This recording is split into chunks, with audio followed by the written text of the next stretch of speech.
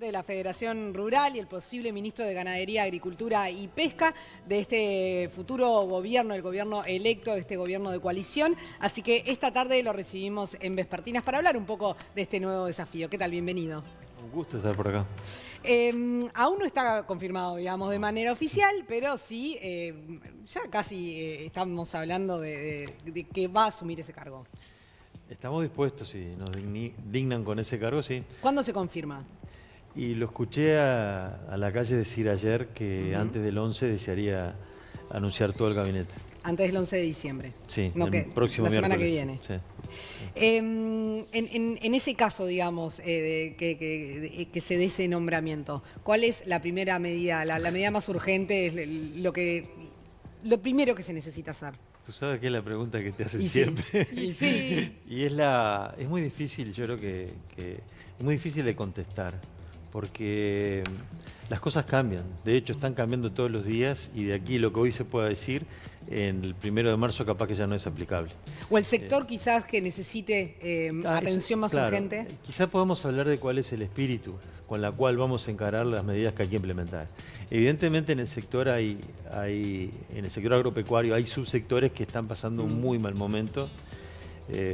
La granja, la lechería, el arroz, un poco más atrás la agricultura de secano, que es la soja principalmente. Pero la orientación o la preocupación, perdón, Sí. o la preocupación que tenemos es evitar que se continúe con el drenaje de productores, con la pérdida de productores que hemos tenido, sobre todo tamberos. Hemos tenido un récord preocupante. ¿Se sigue con esta cuestión del un tamo cada 48 horas? Quizás no a ese ritmo, pero seguimos se sigue perdiendo sabiendo productores. periódicamente que hay tambos que cierran, desgraciadamente, y eso es una pérdida que un Uruguay productivo, un Uruguay agropecuario, un país agropecuario no lo puede permitir. Y perdón, una preguntita, ¿eso implica que esos animales se faenan? ¿Es cierto eso? No necesariamente. Ha habido un récord, un aumento en el número de animales, de faena de animales lecheros. Pero eso no necesariamente tiene que ver con lo otro. Que hay una liquidación del stock lechero, porque hay un buen número de reemplazos que van a ir ocupando su lugar. Perdón que lo corté, así que era como una pequeña duda que tenía. Pero muy al lugar. Lo que consideramos que es importante terminar con ese drenaje, con el cierre de empresas agropecuarias y sobre todo con dar señales claras para renovar la esperanza y la motivación en esas personas que están pasando muy mal. Eso es lo fundamental. Y en esta cuestión de que hay una ley de urgente consideración, o sea, usted pertenece a Ciudadanos, pero de todas maneras en algún momento le va a llegar, ¿ya le llegó? No. ¿Todavía no? No. ¿Al sector? Se No, suponía que hoy no, ya que estaba, yo sepa, ya iba, lo habían... Capaz que le llegó a Ernesto y no... Dentro de la ley de urgente consideración, un punto que está como fuerte o que destacaron dentro de la seguridad es el tema del despliegue aleatorio de policía en todo el campo para intentar frenar el abigeato. ¿Eso también es fundamental? Sí. Yo iba desarrollando un poco la idea de renovar la esperanza, la motivación en el productor. Y no solo pasa por medidas económicas, medidas financieras. También pasa por el entorno. Por el acompañamiento, digamos. El abigeato es el robo, la seguridad personal, el daño que provocan los perros. Pero esa idea de desplegar la policía, perdón, vuelvo de nuevo, porque hay problemas de seguridad en todos lados, esa idea... ¿Es viable desde el punto de vista de la cantidad de efectivos que Cuando se se habla tiene? de desplegar la policía no es como desplegar en los operativos. En los operativos que estamos viendo en la ciudad. Se trata de tener guardia rural principalmente, que es 1, 2 personas a caballo o haciendo un control en determinado camino. O sea, es bastante diferente. Claro, es distinto. Cuando uno se imagina que van a hacer un despliegue aleatorio, uno se piensa que se necesita... Abre un camión, bajen 8, tipo No, SWAT, ¿no? Es hacer un control en la entrada de un camino a un pueblo para ver qué es lo que están trayendo. O es tener en las comisarías a alguien. Porque es muy común hoy día ir a las comisarías y no tener a nadie. Sí. Entonces, lejos de los operativos, estamos hablando de volver la presencia policial para un poco marcar cancha de vuelta, ¿no? Que eso es una gran falta. No es todo, porque la operación de la policía no es suficiente si no hay una justicia atrás que actúa en forma castigando como tiene que castigar a la persona. Hoy es muy común ver de que se encuentran gente robando, carneando o en acciones y salen antes del propio damnificado de los juzgados, antes que el damnificado termine de hacer la denuncia. Muy bien. Bueno, vamos a plantearle una dinámica. Vamos a plantear una dinámica que se llama Una imagen vale más. A ver, vamos a verle, Veremos. vamos a ver la primera imagen entonces. Bueno, lo veníamos hablando, ¿no? Sí, qué importante, ¿no? Que está peligrando un poco Sí. la industria si no se toman medidas. Nosotros la visión que tenemos del agro que queremos para el Uruguay, la lechería es fundamental. La lechería y la producción ovina, principalmente porque para hacer lechería se necesita la familia arraigada en el campo. Cierto. La vaca hay que ordeñarla 2 veces por día porque si no la vaca se muere. Produce tanta leche que el ternero solo no la podría vaciar y es necesario ordeñarla 2 veces por día. Y para eso hay que estar en el campo. 365 Y días los del 300 todos los año. días del Será año. sacrificado el trabajo del tambero. Sí, no es mucho trabajo en sí, es muy disfrutable, aparte de los que somos de campo nos gusta, pero es todos Sí, los pero- días, es todos los días, no hay vacaciones, no hay sábado, no hay domingo, No hay y feriados. es no hay feriados, si llueve, calor, es lo mismo. En Nueva Zelanda se ordeña 10 meses, la mayoría parte de los tambos se ordeñan 10 meses para tener 2 meses de vacaciones. ¿Y qué ¿Y entonces? hacen los otros 2 meses con Y los otros meses animales? se mantienen algunos tambos abiertos para el consumo local, pero si no se cierran. Pero ¿y con los Pero, ¿y animales? Los animales no paren, en ese momento no por eso, producen pero- leche, se secan, van a descanso. Incluso como hay una forma de hacer lechería en Nueva Zelanda que es muy interesante, es que los tamberos se mueven de predio en predio y compiten.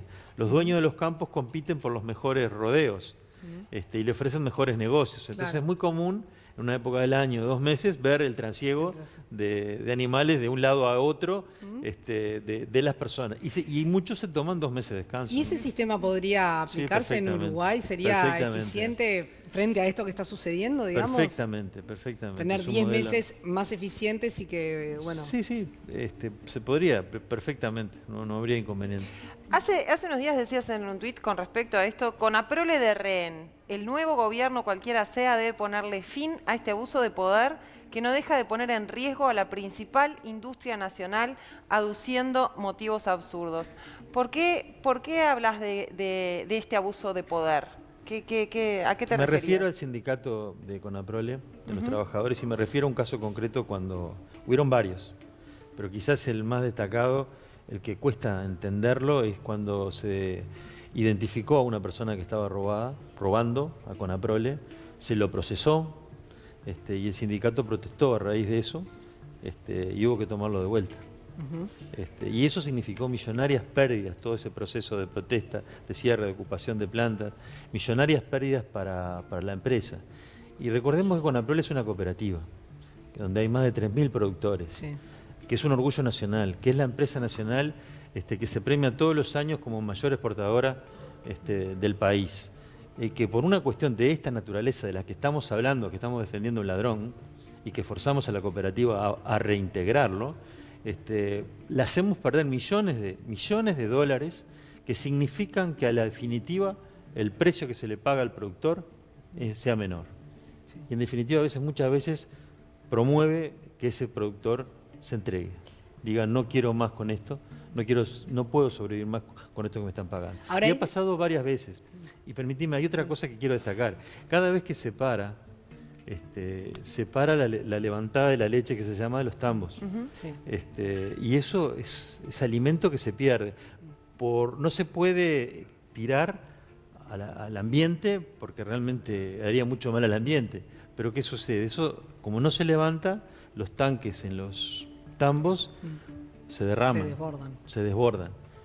Y eso a veces desde la ciudad no se percibe. ¿Qué Por eso son yo las- entiendo, Hay eso es lo que me refiero de dimensionar. Yo no estoy contra los sindicatos, estoy contra las formas a veces de ejercer ese poder Pero que se también tiene. en otras oportunidades se ha visto cómo se tira, digamos, leche, y también en un país en donde hay tantos sectores en donde quizás esa leche podría ayudar a la alimentación de muchos niños. Ojalá Es como... Sí, es así, complicado pero de ver. tengamos en cuenta porque la leche para dársela al consumo tiene que estar pasteurizada. Por supuesto. Y en las condiciones que está en el tanque todavía no está en No está en condiciones para dársela a los condiciones, sí. niños. Por eso es que se tira, ahora no se tira Claro, más, pero se duele tira en el igual, tambo. ¿no? Claro que duele ese porque desperdicio. la Pero en calidad el del campo, alimento. cuando la gente ordeña y la toma la gente, sé. las dueñas de la casa, no Sí. se pasteuriza. Se hierve o se hierve varias veces Sí. y no se pasteuriza. Y esa gente creció bien. Sí, sí. Todas nuestras generaciones y nuestros Sí. abuelos, todos crecieron bien Sí, y íbamos fuerte. con el tarrito. Y claro, por eso. O sea, yo no sé hasta qué punto nos Y sirve. también es increíble cómo Uruguay, que muchas veces fue reconocido por un país con muy buena calidad de productos lácteos, esté pasando por esta situación en que los tambos se terminan, digo, cada vez desaparecen. Sí, en vez de defenderlo, al revés lo estamos... O sea, es un lujo, lo dije al principio, es un lujo que el Uruguay no se puede dar. Perder tamberos que son irreemplazables es un lujo que el Uruguay no se puede permitir. Y tenemos las condiciones, tenemos la forma, tenemos la cooperativa, deberíamos, lo que yo quise decir con el título, defenderla. Sí, hay un tema también con el tema de cómo se ve a los productores del campo, ¿no? Que es verdad que es el motor de nuestro país, eso es así, es un hecho, pero cómo se los ve como gente en 4x4, como un solo Uruguay, como desde ese lugar, ¿no? Y eso tiene que ver, por ejemplo, con la ley de 8 horas para el peón rural, o sea, con decisiones que se toman de una manera en la que de repente no se ve cómo es la vida de campo, ¿no? Estaría Sí, bueno que se enseñara a los chiquilines lo que es la vida del campo. Claro, claro que sí. O sea, que la gente de la ciudad pudiera, de Claro, Montevideo, pudiera claro, ver lo que claro, es. Claro, eso es de lo que se refiere hoy como conciencia agropecuaria.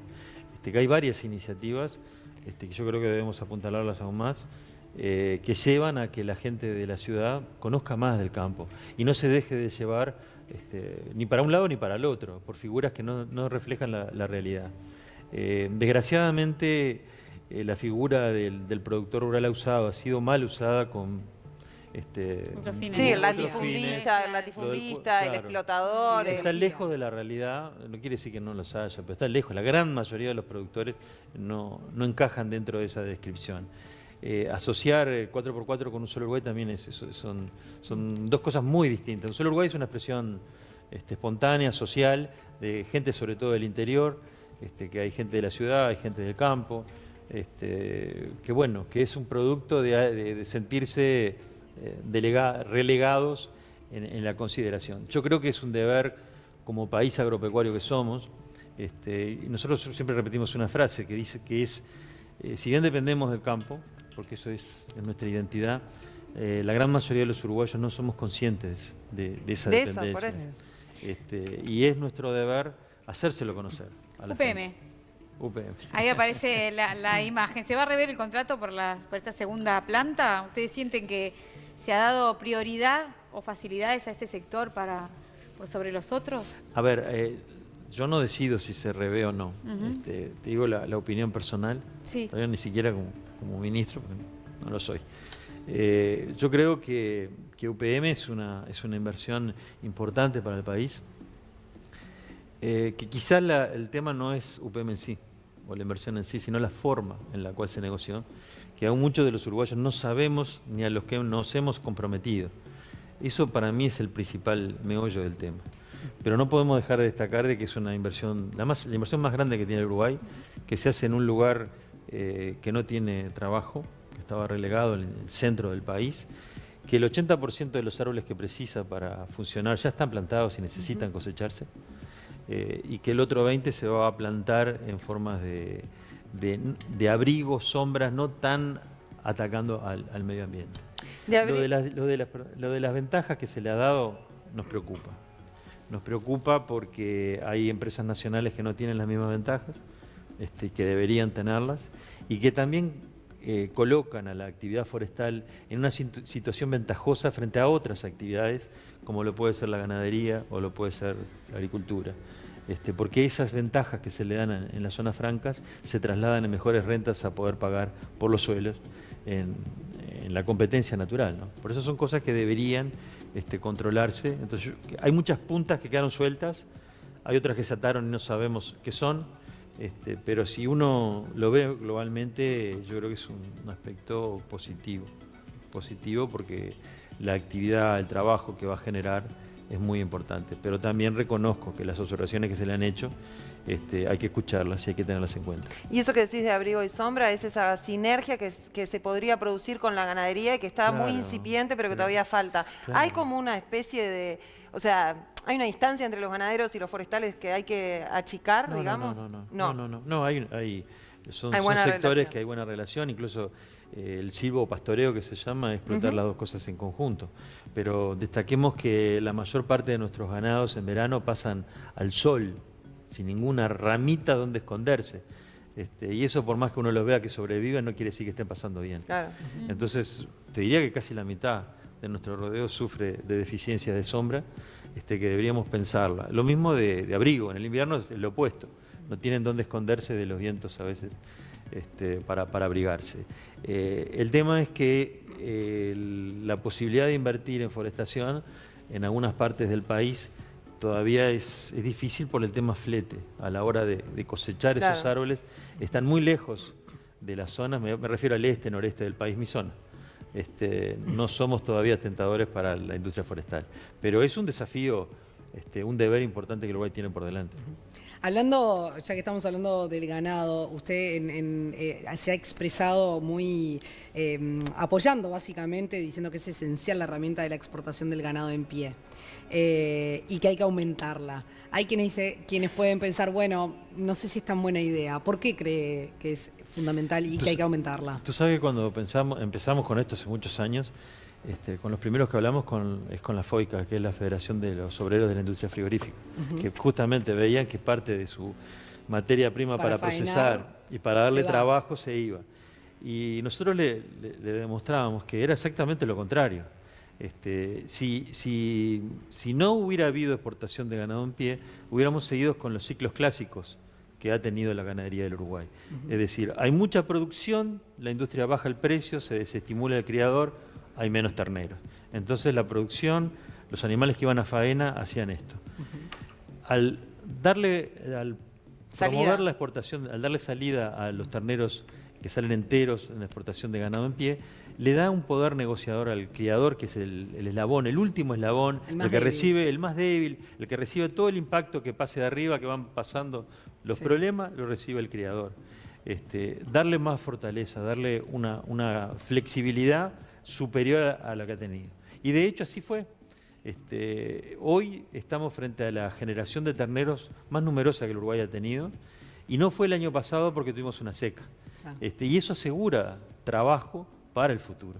El año pasado, si bien hubo una merma en el número de animales faenados, la cantidad de carne exportada fue mayor y así los dólares también exportados fue mayor, a pesar de la exportación de ganado en pie. Obviamente, al haber menos ganado para faena, se le puso más difícil a la industria. A los frigoríficos, claro. Y es la que tiene que pagar y es la que realmente trata de hecho, han cerrado, ¿no? de balancear. Sí, No, y es donde está el valor agregado, ¿no? Cierran, o claro, sea, es donde está el valor agregado. pero cierran a veces mandan al seguro de paro a la Seguro de gente, paro, sí. Pero la actividad... Por SAF. Es decir, es una actividad que está muy fuerte hoy por hoy, es la más fuerte, es el principal rubro de exportación del país y estamos funcionando bien, y yo creo que en la medida que homogeneicemos la producción no va a haber problema de faena. Y digo de aumentarla porque es posible, porque el potencial biológico que tienen nuestros ganados aún estamos lejos de alcanzarlo. ¿Qué quiere decir esto para los que no son de campo? Hoy sacamos por cada 100 vacas que tenemos en el campo, sacamos 65 terneros por año. Está establecido hace 40 años. Cuando el potencial biológico puede ser el 100% o el 90%. Y eso estaría buenísimo porque podríamos consumir carne uruguaya y no andar importando. Claro, porque acá tenemos un problema que cuando vamos al supermercado y vemos que te vamos a comprar una colita de cuadril de Brasil, yo por ejemplo no la compro. ¿No? Voy a buscarla Qué bien, uruguaya. qué No bien. me gusta comer carne que no sea uruguaya. Muy bien. Y eso es parte de esta cuestión, ¿no? Y es parte Pero de está todo perfecto. Necesitamos ¿Sabes qué? ese 100%. de malhumora. El mundo tiende a consumir cada vez más lo local. Pero entonces, Eso una es así. cosa, ¿eso hay un tope que está estipulado? ¿En tope? El tope ese del que ¿De la hablabas, de la exportación? cantidad, no, de la No, de los cantidad de terneros no, terneros. lo que yo que quería nacen. decir era que subir 65 a A 100. 75, a Ah, 75 Pero es ese muy número, el fácil. 65, es una cosa Es estipulada. como que no nos movemos de ahí. Ah, Que No, está No estancado, logramos digamos. Bueno, que no es, crecemos. pero no es porque los productores no sepan y la tecnología no esté. es porque las condiciones que ha tenido el Uruguay no han sido propicias para que la persona produzca más ternero. Claro. Prefería engordar a la madre y embarcarla que sacar otro ternero.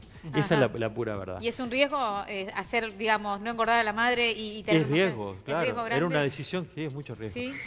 Lo que quería decir es que ese aumento de 65 a 75% que significaría serían 500.000 animales más por año, 3 millones de faena, son 500.000, 1.000 millones de dólares más de ingresos genuinos para el país.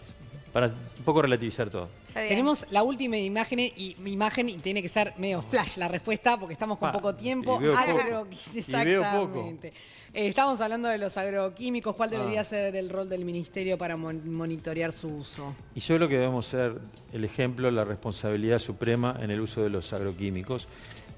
Sabemos y somos conscientes que vamos a tener que convivir con ellos porque si no, no habría agricultura hoy por hoy. Pero mientras no tengamos otras alternativas, tenemos que ser sumamente estrictos en su uso y más que estrictos, responsables. Y no basta con que haya un gobierno, un ministerio que se ponga riguroso. La responsabilidad la tienen que hacer quienes la aplican, quienes los usan. Los productores y los aplicadores, ojo, porque hay muchos servicios que se contratan y a veces no se hacen de la debida forma, ¿no? Se está haciendo un monitoreo. Sí, hemos avanzado bastante en un eso. monitoreo de dónde y cómo y cuál es el radio y Claro. eso, ¿no? Hay un sistema que se hizo desde el Ministerio de Ganadería o desde el Ministerio de Medio Ambiente. Se inició en Soriano y se intenta el año que viene llevarlo a 400.000 hectáreas donde se controlan los aplicadores. Es Claro. decir, se sabe exactamente si los aplicadores respetan las normas que están establecidas. Hay un protocolo, ¿no? Claro. Y eso va a ser uno de depurando. los temas, porque no hay plata Sí, para sí. todo, ¿no? Al final. Eso es lo que me tiene preocupada. No, parece esto que no es con todo plata, se va a ir arreglando. Esto no es necesario de plata. ¿No? Esto es cultura, esto son normas. No, esto no. Deberíamos, mirar un poquito más lejos y soñar con que no usemos agroquímicos, que podamos Claro. ir a una agricultura orgánica, que podamos tener tractores eléctricos. Bueno, pero ya dijo que Soñemos, no, ya dijo soñemos. que Eso hasta por también- ahora no es eso está posible. bueno. Bueno, Que Sí, por pero eso ahora. también tiene Hay su que pro y su ser- contra. mirá, Todavía mirá. no está muy claro que sea todo pro. No, Lo digo, estoy siendo polémica, pero es verdad. pero es Porque posible. consume mucha agua y consume muchas otras cosas. La agricultura orgánica, ¿no? Bueno, no, pero yo no hablo tanto de la agricultura orgánica, sino el criterio de la agricultura orgánica. Ah. ¿Cómo se piensa utilizar fertilizantes orgánicos? Control biológico. por Controles ejemplo. biológicos, y todo eso se ha avanzado muchísimo. Control biológico ¿no? quiere decir que hay una plaga que vos la controlás con otro bichito, Con otro bichito, que se claro, lo morfa. Lo claro. digo así muy simplemente Pero para esa ponerlo en... pero es clarísimo, sí. Es Bueno, fácil muy de bien. entender. Totalmente. Carlos María Uriarte, muchas gracias por haber venido y quién sabe si va a venir como ministro más adelante. No sé. ¿Va a venir No si sé. lo designan? ¿Va a aceptar, Claro que sí, claro que sí. ¿va a No, aceptar yo- la invitación? Pero claro que sí. Yo quiero decirles que esta invitación para nosotros fue un honor y es muy importante para el Uruguay. Es muy importante que ustedes, que claramente son comunicadores a un pueblo urbano, nos permitan el acceso a comunicarnos con toda la audiencia que sabemos es mucha. Así que valoramos mucho esta instancia. Gracias. Muchas Muchas gracias por gracias. venir. Placer.